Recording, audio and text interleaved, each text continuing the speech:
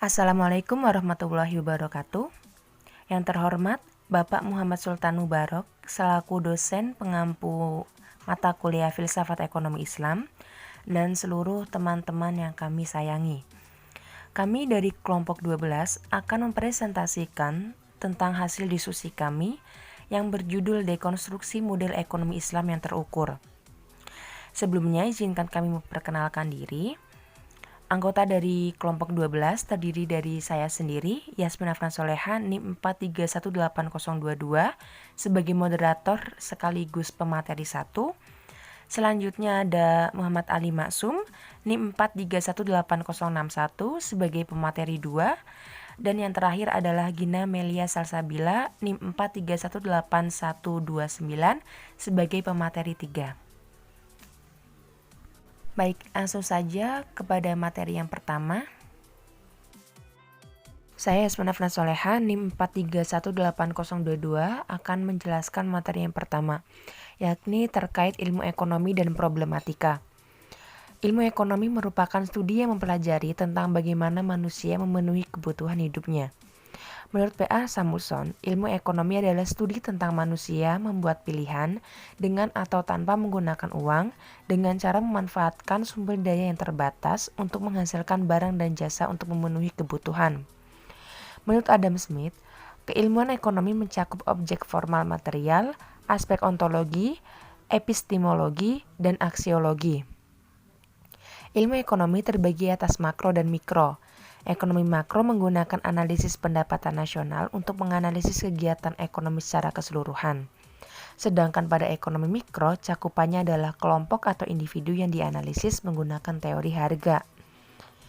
Ilmu ekonomi Islam adalah ilmu yang mempelajari kehidupan manusia dalam memenuhi kebutuhan hidup untuk menjadi seorang insan kamil yang bertakwa kepada Allah SWT berdasarkan Al-Quran, hadis, dan realitas empiris.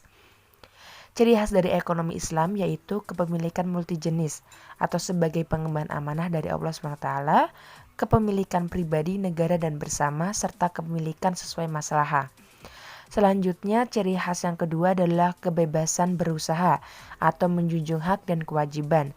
Dan yang terakhir adalah keadilan sosial atau menghilangkan jarak antara kaya dan miskin. Berikutnya ada teori permintaan dan penawaran. Yang pertama ada teori permintaan. Permintaan atau demand adalah keinginan konsumen untuk membeli barang pada tingkat harga tertentu. Atau dikatakan, banyaknya jumlah barang yang diminta pada suatu pasar dengan tingkat harga dan pendapatan dalam periode tertentu. Teori permintaan menerangkan tentang ciri hubungan antara jumlah permintaan dan harga, di mana jumlah barang atau jasa yang diinginkan dan mampu dibeli oleh konsumen pada berbagai tingkat harga dan pada waktu tertentu. Permintaan terhadap barang halal sama dengan permintaan dalam ekonomi pada umumnya, yaitu berbanding terbalik terhadap harga. Apabila harga naik, maka permintaan terhadap barang halal tersebut berkurang, dan sebaliknya, apabila harga turun, maka permintaan akan naik. Perbedaan permintaan ekonomi Islam dengan konvensional terletak pada motif, sifat, filosofi, dan efek.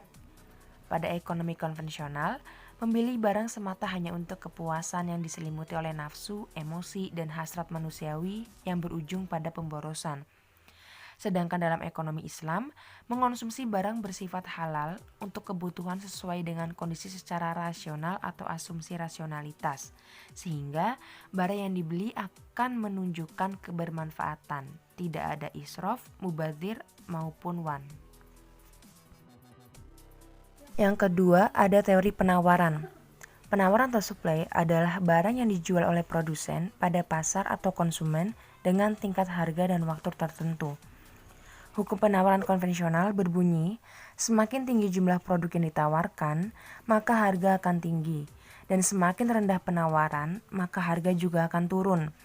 Namun, teori tersebut hanya didasarkan atas sifat ambisi dari penjual. Pasar harus memberi keuntungan dan penjual tidak mau rugi, serta pasar bergantung pada penjual. Penjual memonopoli harga dan bersifat spekulatif. Hukum penawaran ekonomi Islam, yakni jika jumlah barang yang ditawarkan naik, maka harga turun, dan jika jumlah penawaran barang rendah, maka tingkat harga naik. Untuk mempercepat penjualan dan memperbanyak keuntungan, yang dilakukan adalah menurunkan harga dan memperbanyak kuantitas. Faktor yang mempengaruhi penawaran yaitu harga barang atau wujud, model, dan ukuran, harga barang, substitusi, biaya, teknologi, dan tujuan, yakni untuk ibadah, bisnis, dan maslahah.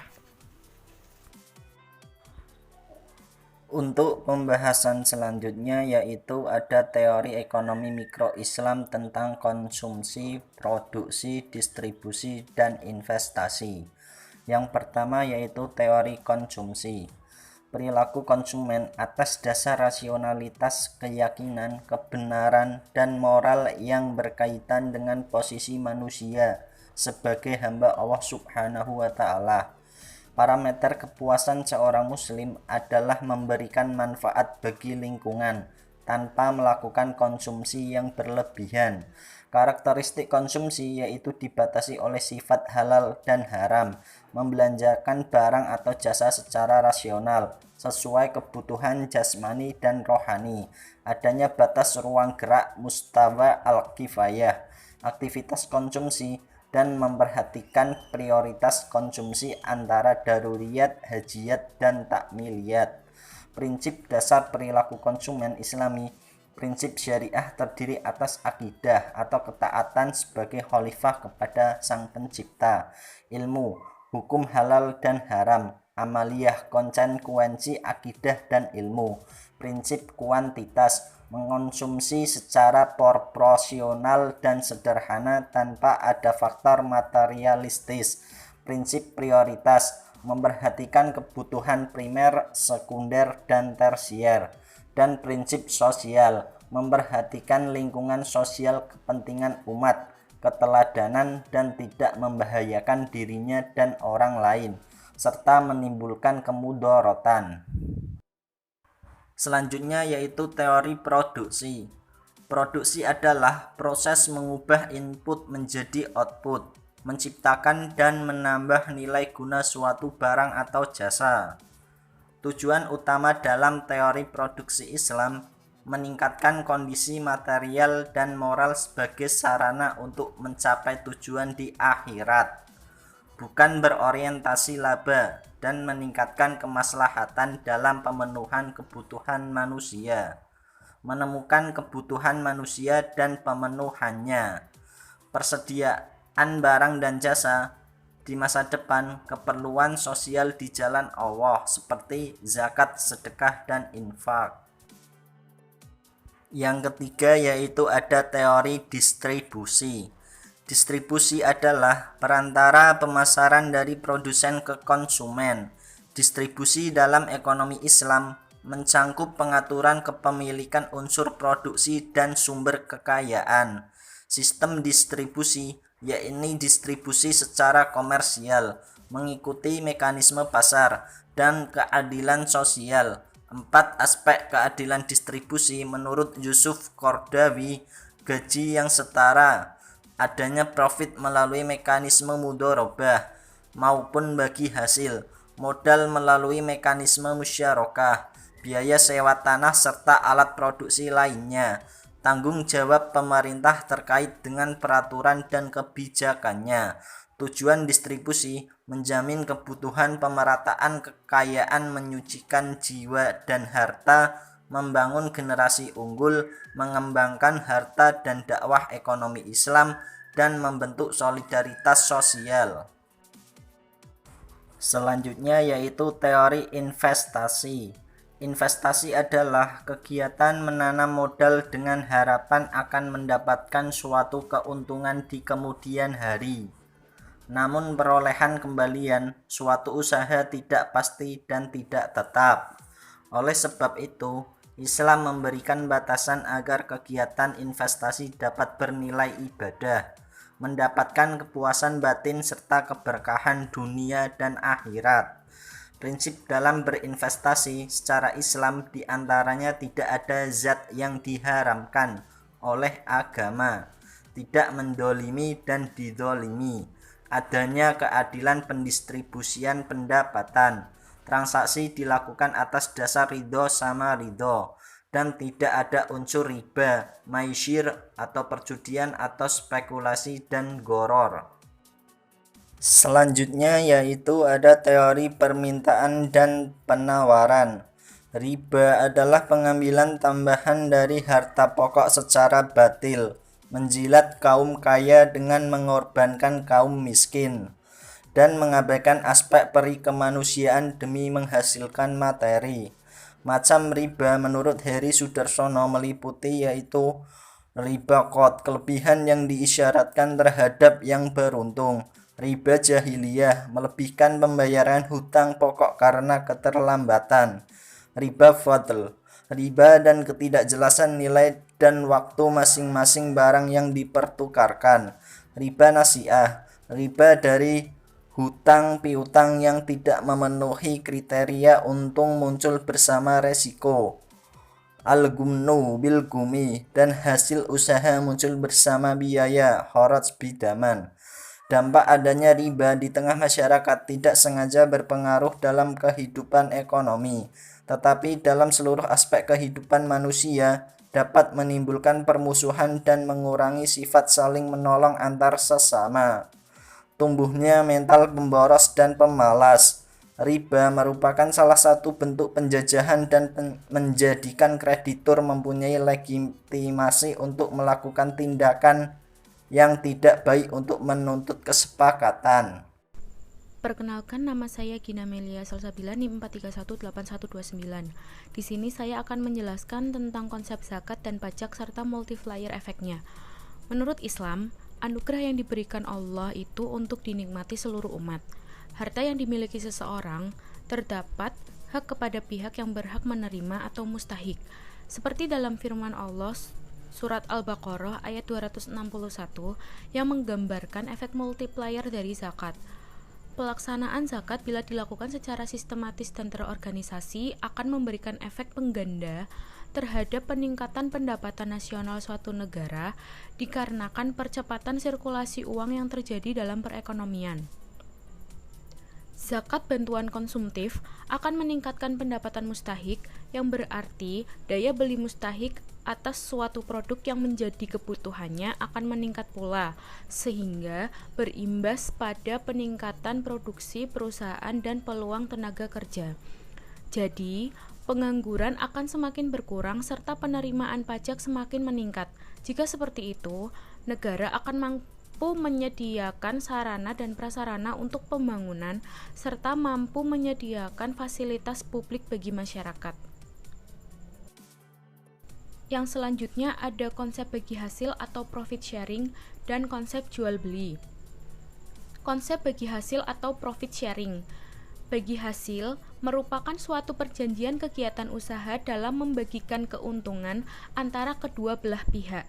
Bagi hasil harus memperhatikan prinsip at-ta'awun atau saling membantu dan bekerja sama, dan menghindari prinsip al-iktinas atau menahan atau menimbun uang. Metode bagi hasil terdiri dari bagi untung atau profit sharing dan bagi hasil atau revenue sharing. Bagi untung dihitung dari pendapatan setelah dikurangi biaya pengelolaan dana. Pada perbankan syariah, istilah yang digunakan adalah profit and loss sharing, pembagian untung dan rugi dari pendapatan yang diterima atas hasil usaha yang dilakukan. Sedangkan bagi hasil dihitung dari total pendapatan sebelum dikurangi biaya pengelolaan dana.